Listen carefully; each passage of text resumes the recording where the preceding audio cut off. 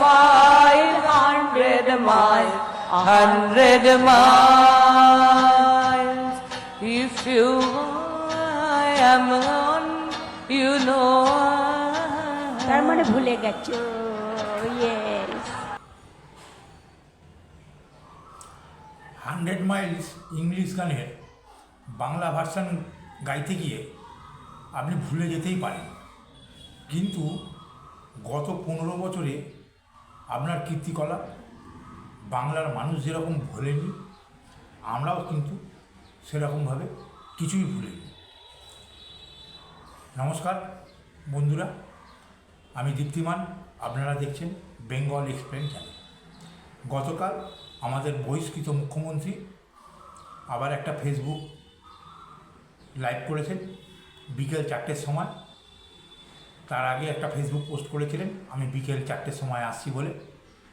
তো আমার মতন সকলেই ভেবেছিলেন হয়তো যে ফলতার রেজাল্ট বেরোচ্ছে, মাননীয় বহিষ্কৃত মুখ্যমন্ত্রী মমতা বন্দ্যোপাধ্যায় হয়তো কোনো বড় সড়ো বোমা ফাটাবে ফলতার রেজাল্ট নিয়ে বা ফলতার ভোট নিয়ে। কিন্তু কিছুই নয়, চিরাচরিতভাবে তিনি একটা ফেসবুক পোস্ট করেছেন যেটা সম্পূর্ণভাবে মিথ্যে ভরা। ঠাকুমার ঝুলি, সেই ঝুলি মিথ্যে দিয়ে ভরা, আগা ঘোড়া মিথ্যে কথা। প্রায় 32 মিনিটের একটা ভিডিও, সবটা তো আপনাদেরকে আমি দেখাতে পারবো না, তাহলে 1 ঘন্টার ভিডিও হয়ে যাবে ওই 32 মিনিটের ভিডিও।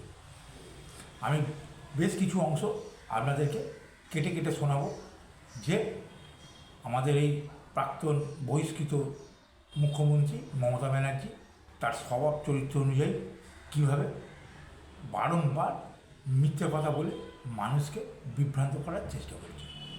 দেখুন মাননীয় মুখ্যমন্ত্রী গতকাল কী বলেছে। আজকে 24 তারিখ, সম্ভবত 4 তারিখে কাউন্টিং হয়েছে। এই পরিদিন মুখ বুঝে সব কিছু সহ্য করেছি। শুধু আমি নয়, বাংলার মানুষ, তৃণমূল কংগ্রেস কর্মীরা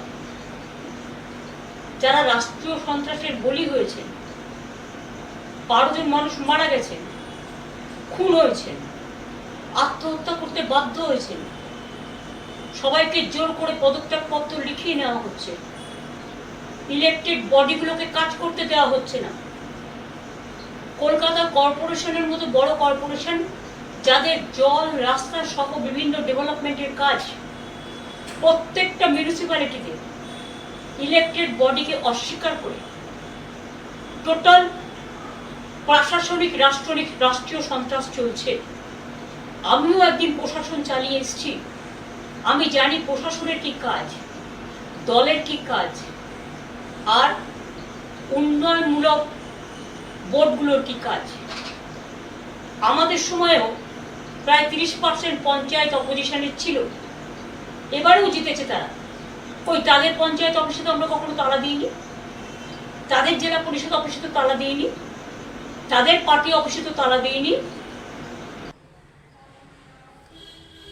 বিরোধীরা 30% পঞ্চায়েত জিতেছে, ঠিক কথা, তারা লড়াই করে জিতে এসেছে পঞ্চায়েতগুলোতে, জেলা পরিষদগুলোতে। আপনাদের দয়ায় নয়, কীভাবে 18 সালের আর 23 সালের যে পঞ্চায়েত নির্বাচন হয়েছে রক্তক্ষয়ী, 23 সালে তো 100 জনের ওপর মারা গেছে। আপনি আপনার কর্মীর 12 জন মারা যাওয়ার কথা বলছেন। বন্ধুরা আপনারা জানেন যে 2023 সালে সেই রক্তক্ষয়ী পঞ্চায়েত নির্বাচন, যেখানে বিরোধীরা ছলে বলে কৌশলে নমিনেশন দিতে পেরেছিল, সেখানেই ভোট হয়েছিল, আর তার অধিকাংশ আসনে বিরোধীরা জয়লাভ করেছিল। আপনারা পঞ্চায়েতে, জেলা পরিষদ তো বিরোধীদের নেই, কয়েকজন সদস্য থাকতে পারে। পঞ্চায়েতে তারা মারবেন কী করে? মারতে আপনাকে দেবে না, আপনাদের কর্মীরাই আপনাকে দেয়নি। কারণ ওই পঞ্চায়েত ছিল মধু ভাণ্ড। সেখানে কংগ্রেসের পঞ্চায়েত হতে পারে, সিপিএমের হতে পারে, যদিও হাতে গোনা নগণ্য, বিজেপির হতে পারে, কিন্তু ডেভেলপমেন্টের পয়সাতে পঞ্চায়েতেই আসতো। আর ওখান থেকেই তো সমস্ত পয়সাগুলো খিঁচে নিত আপনার ওই পেয়ারের ভাইয়েরা। আপনাকে ওখানে তালা মারতে ওরা দেবে? ওরা দলটা করে কী জন্য? তোলাবাজির জন্য তো। তা সেই জায়গাটা যদি বন্ধ হয়ে যায়, আপনার দলটা কেন করবে? আপনার দলের না আছে নীতি, না আছে আদর্শ। আপনি বলছেন আপনাদের নির্বাচিত সদস্যদের জোর করে পদত্যাগপত্র লিখিয়ে নেওয়া হচ্ছে। একটা দুটো জায়গায় হয়েছে নিঃসন্দেহে, কিন্তু জেনে রাখুন অধিকাংশ জায়গাতেই তারা স্বেচ্ছায় পদত্যাগ করে দিচ্ছে। দু তিনটে তার কারণ হতে পারে। অন্যতম কারণ হতে পারে বিজেপির কাছে গুড বুকে নাম তুলে রাখা। 2 নম্বর হচ্ছে তারা জানে কীভাবে পঞ্চায়েত পৌরসভায় ভোটে জিতেছে, লজ্জায় ঘৃণায় বা ভয়ে এখন পদত্যাগ করে দিচ্ছে। 3 নম্বর হচ্ছে যা লুটপাট হয়েছে, যা লুটপাট এরা করেছে, পঞ্চায়েত প্রধানের স্বামী গোষ্ঠী সমেত ওপর থেকে নিচ অবধি, না বাবা পঞ্চায়েতটা ছেড়ে দিই, যে পারে লুটে পুটে খাক, আমি এবার সেফ সাইড হয়ে যাই। এটাই তো মেন কথা। কেউ জোর জবরদস্তি করছে না, কাউকে মারধর করা হচ্ছে না, কাউকে তাড়ানো হচ্ছে না। কোনো মৃত্যুই কাম্য না। 12 জন মারা গেছে, কোনো মৃত্যুই কাম্য না। কিন্তু তারা কারা ছিল? তারা মারা গেলেন কেন? আত্মহত্যা করে ফেললেন যার কথা বলছেন দমদমের পৌরপিতা, তিনি প্যানিক অ্যাটাকে আত্মহত্যা করেছেন। প্যানিক অ্যাটাক হয় কখন? যখন নিজের মধ্যে একটা অপরাধ বোধ কাজ করে। এই বুঝি পুলিশ ধরবে, এই ইডি ধরবে, এই সিআইডি ধরবে, এই সিবিআই ধরবে। কই আমার মধ্যে তো প্যানিক অ্যাটাক কাজ করছে না। আমরা তো আমার মতন লাখ লাখ কোটি কোটি লোক আছে। আমি যদি অপরাধ করি তাহলেই কিন্তু আমার মধ্যে একটা ভয় কাজ করবে, আর সেই ভয় কিন্তু আত্মহত্যার দিকে মানুষকে নিয়ে যাবে। আপনার গুণধর ভাইয়েরা কী এমন কাজ করেছে যে তাদেরকে মারা যেতে হচ্ছে, খুন হতে হচ্ছে? কোনো ভদ্রসভ্য লোক খুন হয় বা আত্মহত্যা করতে হচ্ছে? বন্ধুরা, আপনারা একটু চিন্তাভাবনা করবেন, কমেন্ট বক্সে কিন্তু বলবেন। দেখুন এরপরে দিদি আর কি বলেছে। তাদের পার্টি অফিসে তো তালা দেয়নি। তো এবার আপনারা আমাকে বলুন, এত কাউন্টিং রিগিং করা, ইভিএম মেশিন রিগিং করা, আমাদের কাছে স্পেসিফিক খবর আছে সেন্ট্রাল ইলেকশন কমিশনের অফিস থেকে ডেটা হ্যাকিং করা, বিভিন্ন সূত্র মারফত, বিভিন্ন মানুষ মারফত, বিভিন্ন অর্গানাইজেশন মারফত খবরগুলো কানে আসছে একটা একটা করে। বিজেপির লোকেরা সিআরপিএফ এর ড্রেস পরে ঢুকে গেছে কাউন্টিং সেন্টারে। আজকে যদি আপনারা জিতেই থাকে, জোর করে লুট করে, ভোট লুট করে, মানুষের নাম বাদ দিয়ে, এবং বেলা 11টার পর থেকে কাউন্টিং সেন্টারে কাউকে কাউন্টিং এ এজেন্ট ঢুকতে দেননি। আপনারা এজেন্টের আইডি কার্ড কেড়ে নিয়েছেন। আমার কেন্দ্রে আমি যখন খবর পেয়ে গেছি, আপনারা আমাকে যে রাউন্ডগুলোতে আমি এগিয়েছিলাম 13,000 ভোটে, আপনারা, আমি দেখেছি যিনি এখন গদিতে বসেছেন তার নাম করতে আমার ভালো লাগে না, তাকে আমরা অনেকদিন ধরে চিনি। তিনি নিজে বসে লুট করছিলেন ডেটা সেন্টারে বসে, আমি নিজে দেখে এসেছি। আমাকে ঘাট ধাক্কা দিতে দিতে তাড়িয়ে দেওয়া হয়েছে, হলের বাইরে বের করে দেওয়া হয়েছে। দিদি কি বলছে? দিদি বলছে পার্টি অফিসগুলোতে তালা দিইনি। আরে পার্টি অফিসগুলো তো আপনার নয়, পার্টি অফিসগুলো কংগ্রেসের, পার্টি অফিসগুলো সিপিএমের। পালা বদলের পর জোর করে দখল করে নিয়েছে। আপনার গুণধর ভাইয়েরা কোথাও পার্টি অফিস করেনি। যত প্রমোটিং হয়েছে সেখান থেকে সব পয়সা খেয়েছে। পার্টির জন্য পার্টি অফিস তারা চায়নি, পার্টির জন্য পার্টি অফিসের জন্য তারা কোথাও জমি কিনে পার্টি অফিস বানায়নি। সুতরাং পার্টি অফিসগুলো আপনার নয়, ওগুলো ভুলে যান। মানুষকে ভুল বোঝানো ছেড়ে দিন, মিথ্যে কথা বলা। বিজেপির লোকেরা সিআরপিএফের ড্রেস পরে চলে গেছে। বাবার ভাগ্য ভালো যে আপনি বলেননি যে বিজেপির লোকেরা বিএসএফের ড্রেস পরে বা সেনাবাহিনীর ড্রেস পরে ওখানে ছিল। সারা বাংলার লোক কেন, সারা ভারতবর্ষের লোক জানে যে আপনি কী ধরনের মিথ্যাবাদ। আপনি সারাদিনে কটা সত্য কথা বলেন, এটা কিন্তু একটা বড় সড়ো তদন্তের বিষয়। আপনি আর কি বলেছেন যে ওর নাম করতে চাই না, ওর মানে আপনি সরাসরি বলুন যে বর্তমানে মুখ্যমন্ত্রী তৎকালীন বিরোধী দল নেতা শুভেন্দু অধিকারী কথা বলতে চাইছেন। যে ডেটা সেন্টারে বসে ভোট লুট করছে। দর্শক বন্ধুরা, আপনাদের কি মনে হয় এরকম কোনো ঘটনা যদি মমতা ব্যানার্জির মুখের সামনে ঘটে, চোখের সামনে ঘটে, উনি চুপ করে বসে থাকবেন? আপনি চুপ করে বসে ছিলেন বা এখানে? আপনি তৎক্ষণাৎ বেরিয়ে এসে কাউন্টিং সেন্টারে বা প্রেস করেননি কেন? ধর্নায় বসেননি কেন? আপনি তো ধর্না প্রিয়, যেখানে সেখানে যখন তখন আপনি ধর্নায় বসে যান। আপনি ধর্নায় বসলেন না কেন? সবটাই মিথ্যে কথা, সবটাই ঢপবাজি। আপনাকে মানে কি বলবো, মিথ্যাবাদীদের যদি কোনো নোবেল প্রাইজ বা অস্কার থাকে আপনাকে দেওয়া উচিত বলে মনে করি। তাকে বাংলায় একটা অস্কার সত্যজিৎবাবু লাস্ট পেয়েছিলেন, আপনি একটা পাবেন, বা একটা লাস্ট নোবেল বাঙালি পাবে, অন্তত মিথ্যে কথা। দর্শক বন্ধুরা, তারপরে শুনুন যে আমাদের দিদি আর কি বলছে। সিআরপিএফ আর বিজেপির কর্মীরাও আমি শুনেছি পুলিশের ড্রেস পরে, সিআরপিএফ এর ড্রেস পরে ভেতরে বসেছিল। আর যারা ডেটা সেন্টারে বসেছিল তারা কিন্তু সবটাই বিজেপির আইটি সেন্টারের লোক ছিল বলে আমি শুনেছি। আমি সহ, আমার চিফ ইলেকশন এজেন্ট সহ, আরো 4টে দল সহ অন্যান্য পার্টির এজেন্টদেরও সবাইকে বের করে দেওয়া হয়েছিল। আর যদি সত্যি আপনারা জিতে থাকতেন তাহলে মানুষের মধ্যে আনন্দ কেন নেই? মানুষের মধ্যে স্বতঃস্ফূর্ততা কেন নেই? কেন বাংলা আজকে লুম্পেনদের হাতে ছেড়ে দিয়েছে, যারা মাথায় ফেট্টি পড়ে আর মোটর বাইক নিয়ে লুট করছে মানুষের ঘর, পার্টি অফিস লুট করছে, বাড়ি লুট করছে, মা বোনদের আত্মসম্মান লুট করছে। মহিলা ধর্ষিত হবার পরেও ভগবানপুরে মুখ খুলে বলতে পারেনি, মন খুলে, যে আমি ধর্ষিতা হয়েছি। কারণ সেখানে বিজেপি কাকে নামিয়েছে?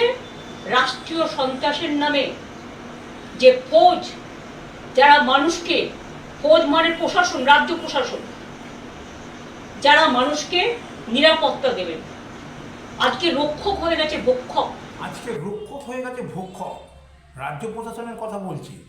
কোন রাজ্য প্রশাসনের কথা বলছে? যে রাজ্য প্রশাসন আজ থেকে 25 দিন আগে পর্যন্ত এই মাননীয় মুখ্যমন্ত্রীর হাতে ছিল, বর্তমানে যিনি বহিষ্কৃত, তার অঙ্গুলি হিলনে চলছিল, তারা যে খারাপ হয়ে গেছে, রক্ষক হয়ে গেছে ভক্ষক। কি বলছে না, বিজেপির আইটি সেলের লোকেরা সেখানে বসেছিল, তিনি খবর পেয়েছেন, সবই কিন্তু তিনি খবর পেয়েছেন, গল্প কথা। তিনি এখানে গল্প আমাদেরকে শোনাবার জন্য ওই 4টের সময় ফেসবুক করেছেন। সত্যতা কিছু নেই। চুরি চামারি করার পর ওই সততার প্রতীক উঠে গেছে। মিথ্যার বেসাতি করতে বসেছে যে বিজেপির লোক সিআরপিএফের পোশাক পরে, পুলিশের পোশাক পরে ঢুকে গেছে, আইটি সেলের লোক ছিল, সব কিছু শোনা কথা। তথ্য প্রমাণ কিছু নেই। তথ্য প্রমাণ যদি থাকতো তাহলে কিন্তু এই ভদ্রমহিলাকে যারা চেনে তারা ভালোভাবে জানেন ইনি ঘরে বসে থাকলে আমার লোক নয়। কারণ উনি কথায় কথায় বলেছিলেন, বারংবার বলেছিলেন যে আমার আন্দোলন লগ্নে জন্ম, ছেড়েই ইনি কথা বলতেন না। ডাহা মিথ্যা কথা বলছে যে আরও 4টে রাজনৈতিক দলের এজেন্টদের মেরে বার করে দেওয়া হচ্ছে। তাহলে কংগ্রেস কিছু বললো না, সিপিএম কিছু বললো না, আর কেউ কিছু বললো না, খালি এই একাই সব বলছে, এই একাই সব জানে, সব জানতো। কংগ্রেসের নেতৃত্বগত অভিযোগ করেছে এই মাননীয় বহিষ্কৃত মুখ্যমন্ত্রী যে অভিযোগগুলো করছে, সিপিএম করেছে। দর্শক বন্ধুরা, আপনাদের তো এলাকায় কংগ্রেসি বন্ধু, সিপিএমের বন্ধুরা রয়েছে, তারা তো কেউ না কেউ কাউন্টিং এজেন্টে গেছে। একবার জেনে বলবেন তো, কমেন্ট বক্সে লিখবেন তো। মিথ্যে কথা চূড়ান্ত পর্যায়ে পৌঁছে গেছে। মানুষকে নানান রকমভাবে বিভ্রান্তি করা এখন কাজ। হাতে অঢেল সময়, অলস মস্তিষ্ক শয়তানের বাসা করে যাবে এখন। তারপরে শুনুন যে আর কি বলেছে। আজকে এমন অবস্থা, একটা মিটিং করতে পারমিশন দেওয়া হচ্ছে না। প্রতিদিন আমাদের নির্বাচিত কাউন্সিলরদের অ্যারেস্ট করা হচ্ছে, মিউনিসিপ্যালিটি কাউন্সিলরদের অ্যারেস্ট করা হচ্ছে, মিউনিসিপ্যালিটির ঘরগুলো গুন্ডারা গিয়ে দখল করছে। 2500-এর বেশি পার্টি অফিস আমাদের লুম্পেনরা দখল করে নিয়েছে পুলিশকে সামনে রেখে। এবং আমাদের নেতারা যখন পুলিশকে ফোন করে জানাচ্ছে আমার সব লুট করে নিচ্ছে বাড়ি থেকে, আমার ক্লাব ঘর থেকে, আমার পার্টি অফিস থেকে, তখন পুলিশ বলছে ইনস্ট্রাকশন আছে। আমার বাড়ি থেকে লুট করে নিচ্ছে, আমার পার্টি অফিস থেকে লুট করে নিচ্ছে, আমার ক্লাব ঘর থেকে লুট করে নিচ্ছে। নেতারা জানাচ্ছে, ঠিক বলেছে, লুট করে নিয়েছে। কী লুট করে নিয়েছে? দর্শক বন্ধুরা, আপনারা দেখেছেন নানান রকম ভিডিওতে যে সেখানে ত্রাণের মাল পাওয়া গেছে। আমফান আয়লা সময় যে ত্রাণ সরকারি এসেছিল, সেই তেরপল, বাসন কোসনের সেট, জামা কাপড়। আমি এর আগে একটা প্রতিবেদন করেছিলাম এগুলো নিয়ে, আপনারা একটু খুঁজে দেখে নেবেন আমার চ্যানেলে এসে। সেইগুলো পাওয়া যাচ্ছে ক্লাব ঘর থেকে।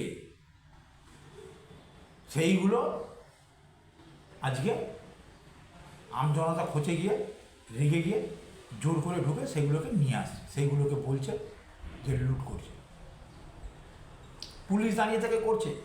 পুলিশকে ফোন করার পর, আপনার নেতা ফোন করার পর পুলিশ বলছে ওপর থেকে ইনস্ট্রাকশন আছে। আর আপনার নেতা কি বোকা আদা গর্দ যে সে কল রেকর্ড করছে না?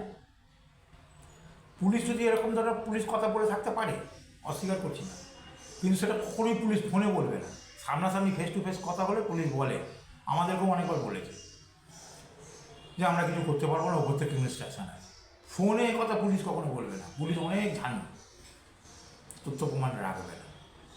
মিথ্যে কথা বলার একটা লিমিট থাকা যায়। কাউন্সিলর ধরা পড়ছে, পার্টি কর্মী ধরা পড়ছে, এটা কি সমাজসেবী? এটা কি স্বাধীনতা সংগ্রামী? সমাজের কাজ করতে গিয়ে ধরা পড়েছে, স্বাধীনতা সংগ্রাম করতে গিয়ে ধরা পড়েছে। সব চোর তোলাবাজ। মানুষ কমপ্লেন করছে, ধরা পড়েছে। দর্শক বন্ধুরা, আমি একটা ভিডিও দেখাবো মাননীয় বর্তমান মুখ্যমন্ত্রী, একটু বাজে শুনুন। আর আমাদের বহিষ্কৃত প্রিয় মুখ্যমন্ত্রী কি বলেছে। তাই ক্ষমতায় এসেই বুলডোজার চালিয়ে মানুষের বাড়ি ভেঙে দিচ্ছে, হকারদের জীবন জীবিকা কেড়ে নিচ্ছে, গরিব অসহায় মানুষ আজকে না খেতে পেয়ে রাস্তায় ভিক্ষে করে বেড়াচ্ছে। এমনকি কর্পোরেশনের নামে মেয়র জানে না, মিউনিসিপ্যালিটি চেয়ারম্যান জানে না, অফিসাররা ইনস্ট্রাকশন দিচ্ছে, তাকে ডিফেন্ড করার সুযোগ দিচ্ছেন না। যদি কেউ বেআইনি হয় তাকে জানানো উচিত যে আপনি হিয়ারিংয়ে আসুন, কোনটা ডিভিয়েশন হয়েছে আমাদের জানান। হিয়ারিংয়ে এসে যদি আপনি দেখেন ছোটখাটো ডিভিয়েশন, তাহলে সেখানে অ্যামেন্ডমেন্ট করা আছে, পেনাল্টি করতে পারে। কিন্তু সেটা না করে আপনারা কি করছেন? গায়ের জোরে মানুষ কত কষ্ট করে একটা ঘর তৈরি করে, একটা আশ্রয় তৈরি করে। সত্যি কথা, মানুষ কত কষ্ট করে একটা ঘর তৈরি করে, সেই ঘরটাকে কিন্তু কখনোই ভেঙে দেওয়াটা উচিত বলে আমি মনে করি না। কিন্তু এটা ঘর নয়, 7 তলা 8 তলা 9 তলা বহুতল ফ্ল্যাট, ছোট্ট একটা ডিভিশন। আপনি বলছেন বেআইনি, অ্যামেন্ডমেন্ট করা আছে, ফাইন নিয়ে নাও। ফাইন নিলে বেআইনিটা কখনো আইনি হয়? আমি যদি চুরি চামারি করি, খুন যখন করি, ছিনতাই করি, বেআইনি কাজ করি, আমি ফাইন দিয়ে আইনের খাতায় ছাড় পেয়ে যাবো? এটা হয়? আপনি না আইনজ্ঞ, আপনার আইন কী বলে যে ফাইন দিলে, টাকা দিলে আইনি বেআইনিটা আইনি হয়ে যায়? হকারদের তুলে দেওয়ার কথা বলছেন, হকারদের বসিয়েছে এটাকে। আপনি তো কিছুদিন আগে ওই বিধাননগরে কোন এক সভা থেকে, প্রশাসনিক সভা থেকে, সুজিত বোসকে আর ওই কৃষ্ণা চক্রবর্তীকে বসিয়ে বলেছিলেন যে এটা বসিয়েছে হকার, একটা করে তিরপল খাটাচ্ছে, বসে পড়ছে। কত টাকার বিনিময়ে, আপনি ছবি থেকেই বলেছিলেন কত টাকার বিনিময়ে এই নেতারা হকার বসাচ্ছে, আপনার কাছে খবর আছে। আপনি কত বড় মিথ্যাবাদী! আপনি মানুষকে এইভাবে বিভ্রান্ত করেন কেন? আপনি যা বলছেন সব মানুষের কাছে ধরা পড়ে যাচ্ছে। আপনার এই চিটিংবাজি মার্কার কথাবার্তা মানুষের শুনবে না। আপনার বয়স হয়েছে, এখন আপনার বার্ধক্য জীবন যাপন করা উচিত। পেনশন নিন, বই লিখুন, ঠিক আছে। আপনি এমন একটা জায়গায় বসে এই ভিডিওটা করেছেন যে পেছনে শুধু আপনার ছবি, আপনার বই, মানে এখানেও আমৃত্যু, চারিদিকে আমি। মানে ওই লোকনাথ বাবা বলেছিলেন না, বনে বনে জলে জঙ্গলে যেখানে স্মরণ করিবে আমি, ইনি নিজেকে সেই ভেবেছিল পশ্চিমবাংলার স্বৈরাচারী শাসক। দেখুন বন্ধুরা, আর উনি কী বলছেন। নগর থেকে আমি শুনেছি সুফল বাংলা গরিব মানুষ সহজে অল্প সস্তায় খাবার পেত, সেটাকেও তুলে নেওয়া হয়েছে। অনেক কিছু বন্ধ করে দিয়েছে। মে মাসে তো কেউ লক্ষ্মীর ভান্ডার পায়নি। মে জুন মিলিয়ে 2 মাস 3 মাস দেবে, তারপর অন্ধকারেই থেকে যাবে। মনে রাখবেন, বাজেটে বলা হয়েছিল 1 এপ্রিল থেকে সরকারি কর্মচারীরা ডিএ পাবে। তো আজকে তো মে মাস হয়ে গেল। একটা কথা আছে না, old wine in a new bottle, পুরনো বোতলে নতুন মদ। যদিও কথাটা কি বললো,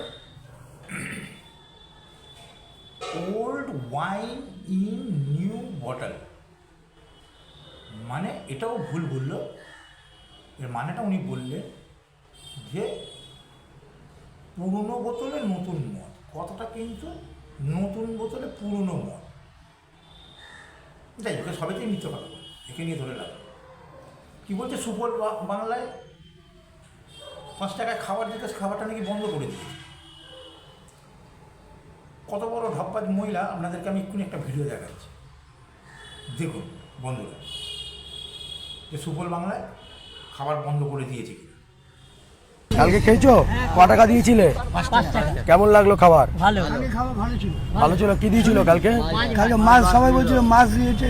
আপনি খেয়েছেন তো? কি কি খেয়েছেন কালকে? মাছ ভাত। মাছ ভাত পেয়েছিলেন কালকে? হ্যাঁ। ভালো লেগেছিল? ভালো লেগেছে। শুধু মাছ ভাত না আরো কিছু দিয়েছিল? না, মাছ ভাতই দিয়েছে। আলু দিয়েছে। আলু দিয়েছে। আচ্ছা, ক টাকা দিতে হচ্ছে? 5 টাকা। এগুলো খাইয়েছে দুর্ধর্ষ, দুর্ধর্ষ খাইছে। এরকম খাবার মাত্র 5 টাকায় আর কে দেবে এত সুন্দর খাবার? নতুন সরকারের নতুন ক্যান্টিন যেটা চালু হয়েছে, সেখানে আজকে চলে এসেছি দ্বিতীয় দিনে। কালকে তো উদ্বোধন হয়েছেই। এখানে কিন্তু রান্না হচ্ছে পটল আলুর তরকারি। আর মানুষ খেয়ে বলছে দুর্ধর্ষ রান্না হয়েছে, 5 টাকায় মাছ ভাত, আর আপনি বলছেন বন্ধ হয়ে গেছে। দর্শক বন্ধুরা, আমি আপনাদেরকে তথ্য সহকারে দেখাচ্ছি যে কত বড় মিথ্যাবাদী। বলছে মে মাসে লক্ষ্মী ভাণ্ডার বন্ধ হয়ে গেছে।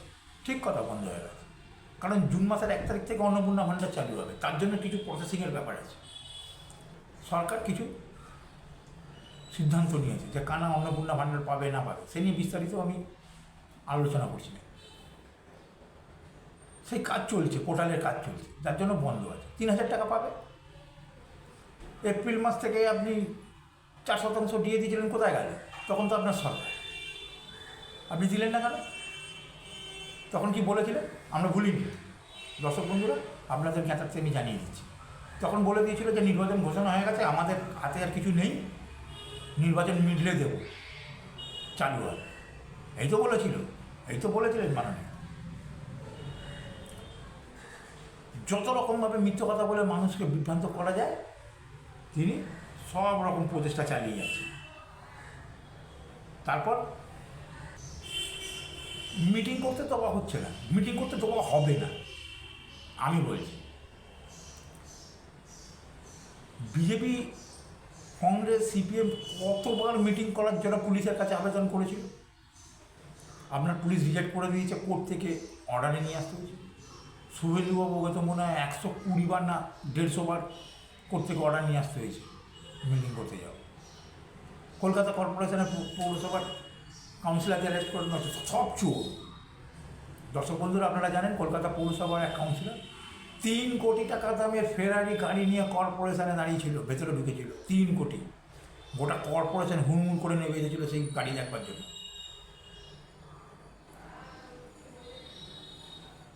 যে 3 কোটি টাকা দামের ফেরারি গাড়ি কেমন দেখতে হয় মাননীয়া জানে না? তার কাউন্সিলর গুণধর ভাইয়েরা কী করে বেরিয়েছে। আপনাদেরকে একটা ছোট্ট ভিডিও দেখাচ্ছি, দেখুন যে তার গুণধর ভাইয়েরা কী করেছে। এই ভিডিওটা 2019 সালে, লোকসভার আগে। এই চেকটা দেওয়া হচ্ছে, সেই সূত্রে মাথায় রেখে দিতে হবে আগামী যে লোকসভার ভোট, প্রত্যেকের মাথায় রেখে দিতে হবে চেকটা দিচ্ছি আমরা, ভোটটা আমাদের দিতে হবে, এটা প্রত্যেকের যেন মাথায় থাকে।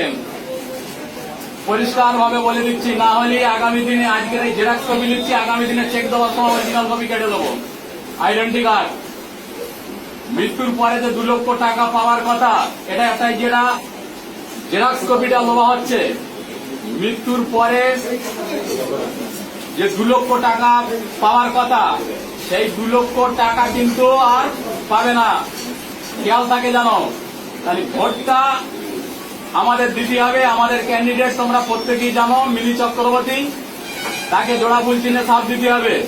এখানে আমার পঞ্চায়েত জীবিতি মিটিং আছে, আমাদের এখানে অফিসি রেডিও সাহেব থেকে শুরু করে অফিসের বিভিন্ন স্তরের মানে অফিসাররা আছে।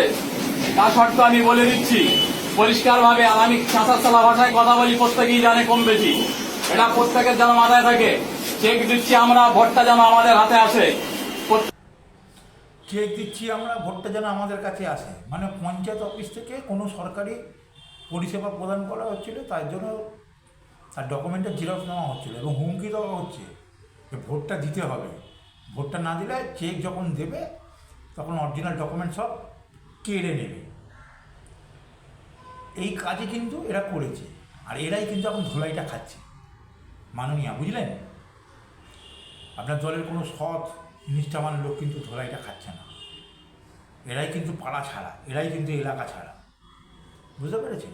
আপনার গুণধর ভাইয়েরা কি করেছে, কেন তারা মার খাচ্ছে, কেন তারা ভয়ে প্যানিক অ্যাটাকে মারা যাচ্ছে, কেন তারা খুন হচ্ছে, একবার শুনুন যে আমাদের বর্তমান মাননীয় মুখ্যমন্ত্রী কি বলছেন, যে আপনার প্রশাসন, আপনার দল লাস্ট 5 বছর সব মিলিয়ে 15 বছরে ঠিক কী করেছে বর্তমান মুখ্যমন্ত্রীর মুখে একবার শুনে নিন। আপনারা চিন্তিত ওই 5 বছরের মিথ্যা মামলা নিয়ে, তাই তো? যা করার আইনি পথে করব। আমি জানি আমার 4000 কর্মীকে আপনারা মামলায় জড়িয়েছেন। আপনি কি ভাবছেন सबका साथ सबका विकास ही शुरू होगा, सबका हिसाब नहीं होगा? हिसाब तो जरूर होगा। हाथे आईन तुलबेन ना, एखोनो गुंडागुलो बाड़ीते आछे, चाइले तो इट खुले निते पारेन आपनारा, ना करबेन ना, बीजेपी एटा करे ना। এদের আসল জায়গা হবে জেল। আমি একটাকেও ছাড়ব না, দেবব্রত মাইতির কেস ছাড়ব না। দর্শক বন্ধুরা, এবারে আপনারাই বলুন যে এই বহিষ্কৃত মুখ্যমন্ত্রীকে বাংলার জনগণ তাড়িয়ে দিয়ে ঠিক করেছে। প্রতিটা পদে প্রতিটা কথা মিথ্যে কথা বলে। ভিডিওটা অনেক বড় হয়ে গেল দর্শক বন্ধুরা, আরও অনেক কিছু বলার ছিল, মার্জনা করবেন। যদি এতখানি আপনারা দেখে থাকেন, আপনারা লাইক করুন, শেয়ার করুন, সাবস্ক্রাইব অবশ্যই করুন, তাহলে কিন্তু শরীরে একটা এনার্জি আসে, মনোবল বাড়ে, নতুন নতুন তথ্য নিয়ে আপনাদের কাছে আসা। আপনারা কমেন্ট বক্সে আপনাদের মতামত লিখবেন মাননীয় প্রাক্তন মুখ্যমন্ত্রী সম্বন্ধে। আমার আর বিশেষ কিছু বলার নেই। জয় হিন্দ, বন্দে মাতরম, ভারত মাতা কি জয়।